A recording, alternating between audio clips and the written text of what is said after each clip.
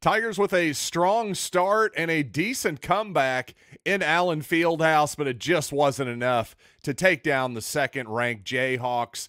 Tigers have shown some steady improvement here since the Jackson State loss, but is it enough for an NCAA tournament berth? Let's talk about all the ramifications from another loss to Kansas coming up right now on Locked On Mizzou. You are Locked On Mizzou, your daily podcast on the Missouri Tigers. Part of the Locked On Podcast Network, your team every day.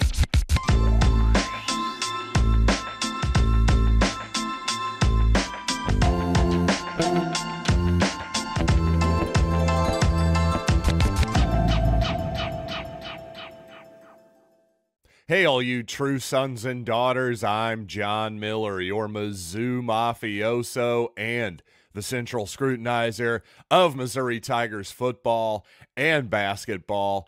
And today's episode is brought to you by Game Time. Download the Game Time app, create an account, and use code LOCKEDONCOLLEGE for $20 off your first purchase.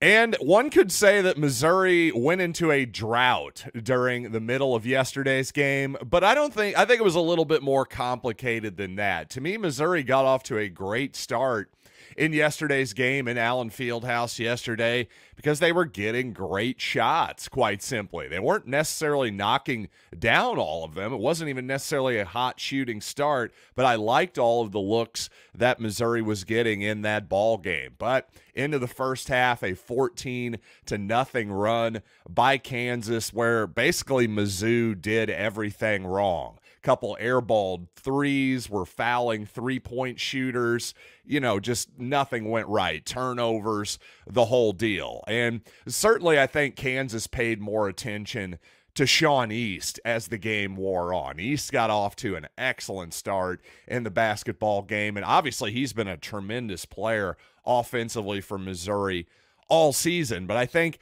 as the game wore along a little bit, you kind of saw the problems that I was alluding to this past week, which is when Sean East is your number one option offensively. Again, this isn't anything against East, who once again has been very, very good this season, much better than I would have expected, certainly as a shooter. My goodness, he's shooting the lights out, especially on those step-back three-pointers this season.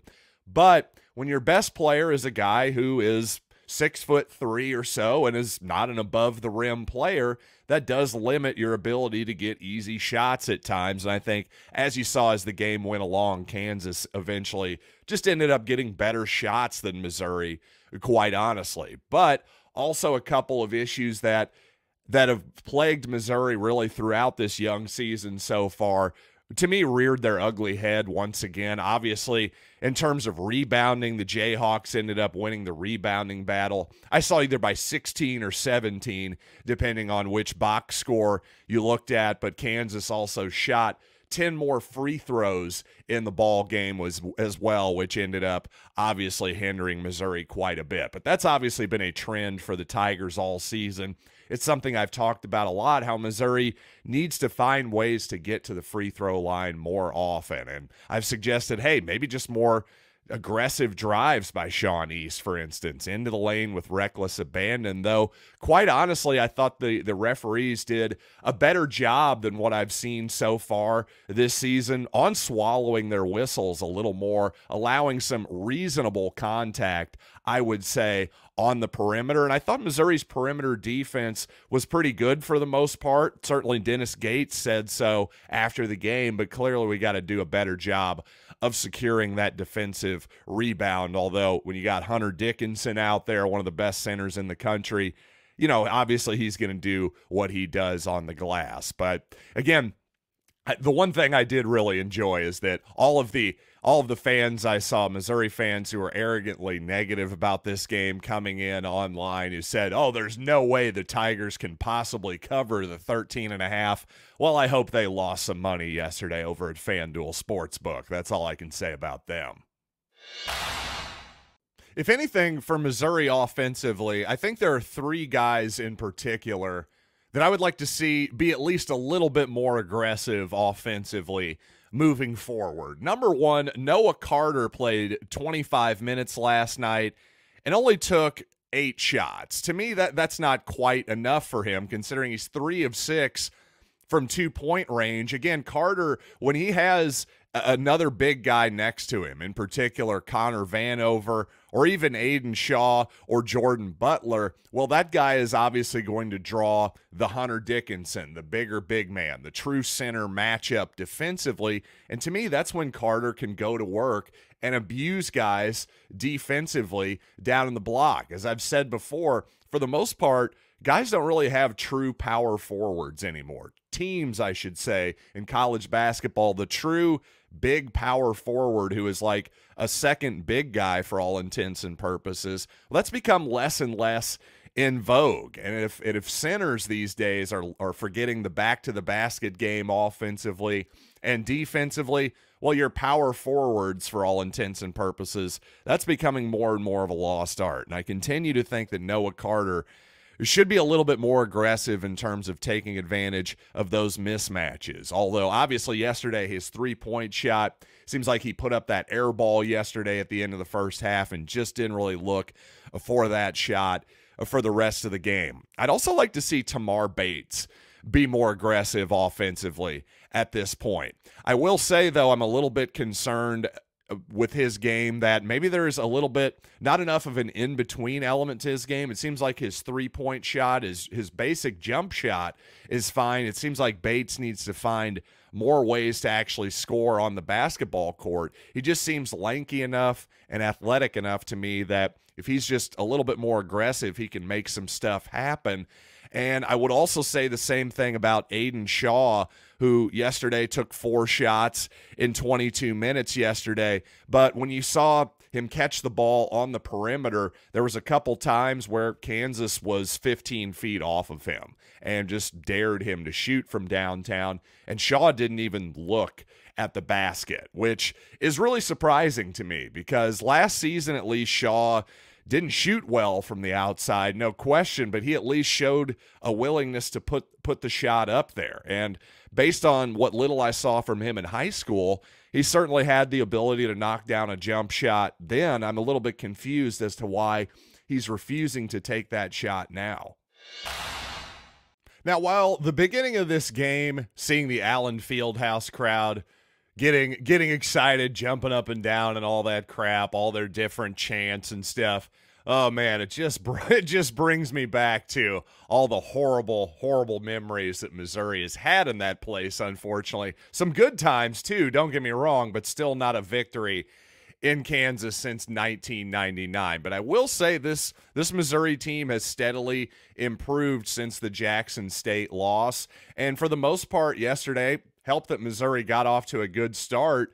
I was pretty calm during that basketball game. But there are others who are upset that Missouri lost yesterday, and I got to say I love the fact that they're mad about it. I really do. But I want to get to that here in a little bit, but I will say suddenly the Seton Hall game here a week from today, Sunday, as I record the podcast here, that's in Kansas City in the T-Mobile Center. That becomes a really critical game because with Illinois coming next, the bragging rights game, that Fighting Illini club is about as good statistically as the Jayhawks so far. So you really don't want to be staring a 3-game losing streak in the face before you close out non-conference play against Central Arkansas on December 27th. So again, Seton Hall going to want to get that one. I don't know that bragging rights, Missouri probably going to be a double-digit underdog in that ball game as well.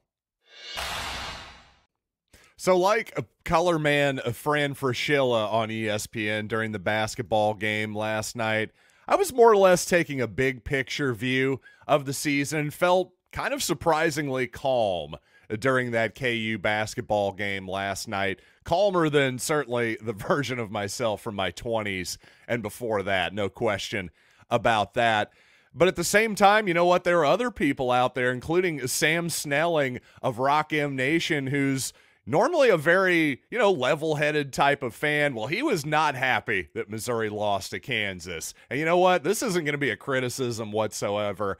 I actually love that Sam was a little bit angry that Missouri lost that game. So I want to explain why everybody's mileage might vary coming up here in just a little bit. But first, I want to tell you about Game Time, because if you're like me and you've put off getting Cotton Bowl tickets to the last minute, well, I got good news for you. Game Time is here to save your butt, because you can always get last-minute ticket deals over at Game Time. Frankly, they are the go-to app for last-minute tickets in general. By the way, not just football, but concerts, baseball, hockey, professional wrestling, the whole deal. And guess what? I've got a way to save money for you too over at Game Time. Take the guesswork out of buying tickets, especially at the last minute with Game Time. Download the Game Time app, create an account, and use code LOCKEDONCollege for $20 off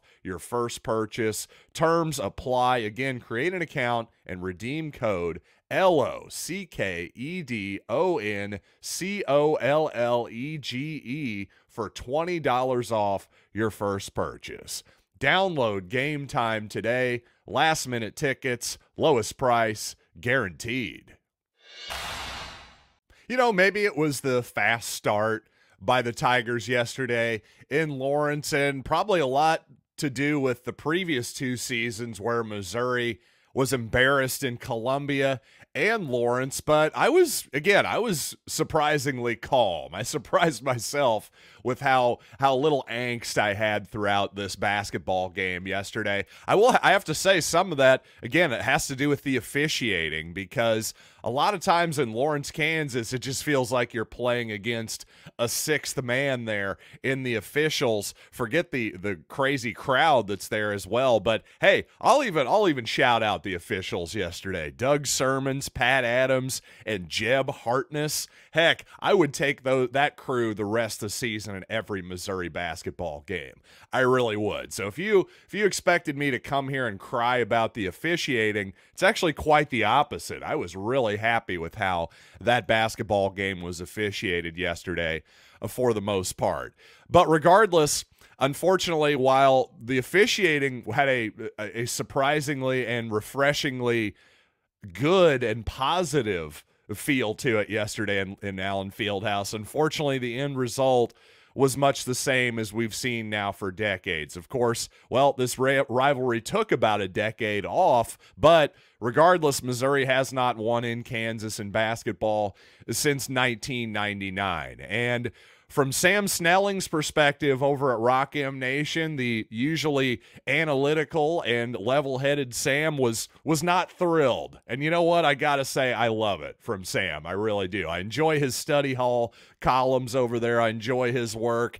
But again, the usual analytic attitude there was somewhat thrown out the window with Kansas. You know what, Sam? Good for you. I'm glad you were a little bit perturbed about the whole thing, because that's how a Missouri fan should feel. And maybe I'm getting a little bit too analytical here these days, because honestly, when you look at it, this is the last chance that's guaranteed Missouri will have to play in Lawrence. Now, I'd like to think, yes, the one more game in Columbia next year, two more in KC are still on the docket here.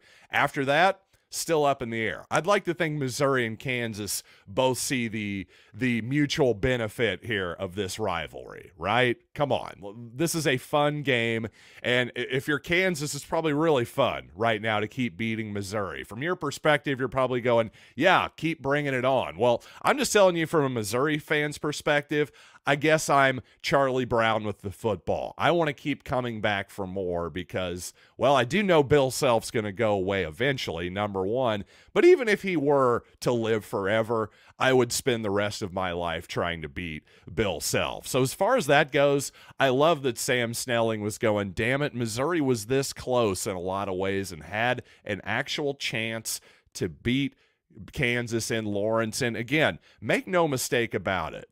Maybe you're more of a Mizzou football fan than a Mizzou basketball fan. I'm just as psychotic about both. That's just me. So to me, it's very obvious that this game, you win a game in Allen Fieldhouse. That basically would have made Missouri's entire season, just so you know. Whereas winning the Cotton Bowl, again, going back to the hypothetical question there, would you rather have the Cotton Bowl or a win in Lawrence? The thing is, Missouri's season in football, in my opinion, has already been made, okay? Don't get me wrong, it'd be a hell of a cherry on top of the sundae to beat the Ohio State University in the opinion of the central scrutinizer of Missouri football. But to me, the Missouri football season, once again, has already been made. It's already been a massive success. You know, I think this season for Missouri basketball, I think it's probably NCAA tournament or bust, but if you beat Kansas, boy, that's a hell of a feather in your cap. Make no question about that. But to Sam Snelling's point that the Tigers really had a chance to win here, you do notice that Missouri, of course, early in the season in particular, plays a ton of guys under Dennis Gates. Well, once again, they played quite a few guys yesterday, 6, 7, 8, 9, 10, 11, 12 guys actually saw the floor yesterday, though 3 of those guys played fewer than 5 minutes. So I don't want to go crazy here with the rotation, but at the same time, you see that Trent Pierce, for instance, played 11 minutes for Missouri, did not score.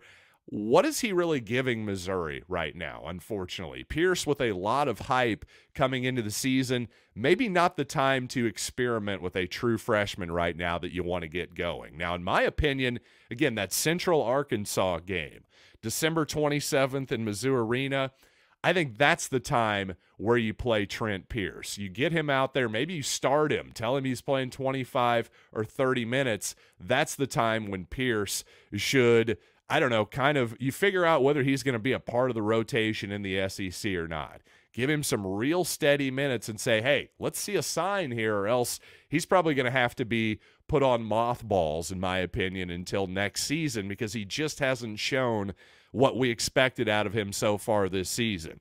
And again, you look at Bill Self and Kansas's rotation yesterday. They played 4 guys, their big 4 players, Dickinson, KJ Adams, Kevin McCullough, and DeJuan Harris. All of them played 35 minutes or more. Harris actually played 40 minutes, never came out the entire basketball game. Well, Sean East was right there with Harris at 39 minutes. Nick Honor played 35, but nobody else for Missouri played more than 25. And while actually it was probably a little bit tighter of a rotation for the Tigers than usual, I just think that on the margins there, in a game where a few plays here and there could have made it a close basketball game, a game that came right down to the wire, I think putting Jesus Carolero in for 3 minutes, putting in Mabor Majak in for a couple minutes on a possession where Hunter Dickinson immediately got 2 points against Majak. I just think that putting those guys in for what seemed like rather random minutes, throwing Jordan Butler in there for 3 minutes in the second half when it looked like he wasn't expecting to play by his body language. He ripped that warm-up shirt off awfully fast in pure excitement. But just, you know, I think Dennis Gates needs to shorten up that rotation a little bit as we get into SEC play here. And frankly, he should have a little bit more yesterday. And if anything, if Caleb Grill would have played, by the way, I would have given all of the rest of the minutes, everybody from Pierce, Kurt Lewis, not Anthony Robinson, but Carolero Martin, Butler, Majak, all of those minutes basically should have gone to Caleb Grill, who is apparently out about 6 weeks or so with a wrist injury. And I think Grill's absence was really felt yesterday. It felt like he was finally coming into his own for the Tigers. Not only did Missouri miss his three-point shooting yesterday, but his rebounding as well, and his aggression in a game where obviously the Tigers losing the rebounding battle badly was a huge factor. And unfortunately, Grill, such an aggressive and hustle-type player, it seems like those type of injuries are almost inevitable for him. And coming up, Mizzou running back Cody Schrader just misses out on the Doak Walker Award, but is still honored with just something that I would not have absolutely believed, much less a couple seasons ago when Cody Schrader got here, but even at the beginning of the season, absolutely unbelievable honor for Cody Schrader. So let's talk just a little bit of football to close it out. But first, I want to tell you about LinkedIn Jobs. And when you're hiring for your small business, you want to have as many top-tier candidates as possible to interview. Well, that's why you have to check out LinkedIn Jobs. LinkedIn Jobs has the tools to help you find the right professionals for your team faster and for free. And I can just tell you from experience, when you find that right candidate, well, that's going to be the greatest moment of your professional life, because they're going to make your life easier, not harder. That's the whole point, right? Well, LinkedIn isn't just another job board. LinkedIn has a vast network of more than 1 billion professionals, which makes it the best place to hire. LinkedIn Jobs knows that small businesses are wearing so many hats and might not have the time or resources to hire. So all you got to do is post your job for free at linkedin.com/lockedoncollege. That's linkedin.com/lockedoncollege to post your job for free. Terms and conditions apply. So I'll never forget the first time I saw Cody Schrader carry the football in person in the Mizzou spring game of 2022. And it was really against in the second half against a bunch of Missouri backups. So I was kind of, trying to calm myself down a little bit, but it was hard not for Cody Schrader to be the big takeaway of that ball game, going, hey, who's this Schrader kid? He is really running hard. I will promise you that at the very much. Well, if some traveler from the future would have tapped me on the shoulder at that moment and said, hey, in about 20 months, this guy is going to be top 10 in the Heisman Trophy voting, I'd be going, wait, what? That's the greatest thing I've ever heard, because not only does that mean this guy's really good, but Missouri is going to be really good in a couple years as well. So ultimately, I think that's the takeaway here. While obviously for an individual and just an individual story, doesn't get much better than Cody Schrader, a guy who's a walk-on, a guy who believed in himself, who was an incredibly productive player at Truman State. For him to walk away from that, try his hand at his dream, essentially, of playing at Missouri, playing in the SEC, playing at the highest level of college football, and proving himself. And that's exactly what Cody Schrader did, to say the least. For him to finish 8th in the Heisman Trophy voting is just truly unbelievable. And when I thought about Luther Burden, for example, who said before the season what were his goals for the year, and he said simply, Heisman. Well, obviously Luther had an unbelievable season for Missouri. Didn't quite get the Heisman Trophy, but I got to think he's got a big smile on his face when he saw that his teammate Cody Schrader finished in the top 10, because not only does that reflect well on Cody Schrader, obviously I should say that reflects well on the entire Missouri ball club, from the offensive line to Brady Cook to Luther Burden to Kirby Moore and Eli Drinkwitz and everybody else. And, of course, the Missouri defense, too, because without everybody, and Harrison Mevis, because without everybody on this team, Missouri doesn't get to 10-2. As good as Schrader was this season, there's no way he's finishing top 10 in the Heisman Trophy. So, to me, as great as that was for Cody Schrader, to me, that's as much of a team victory as anything I've seen this season. So congratulations to Cody Schrader, the Missouri offensive line, Brandon Jones, the offensive line coach. Again, I just think everybody deserves a little bit of credit on this fabulous accomplishment for Cody Schrader that he's going to remember for the rest of his young life. And so with all that being said, thanks for joining me once again on your young lives, using a piece of your day on me. I appreciate you making this show your first listen every day. And until next time, I am John Miller, and this has been Locked on Mizzou.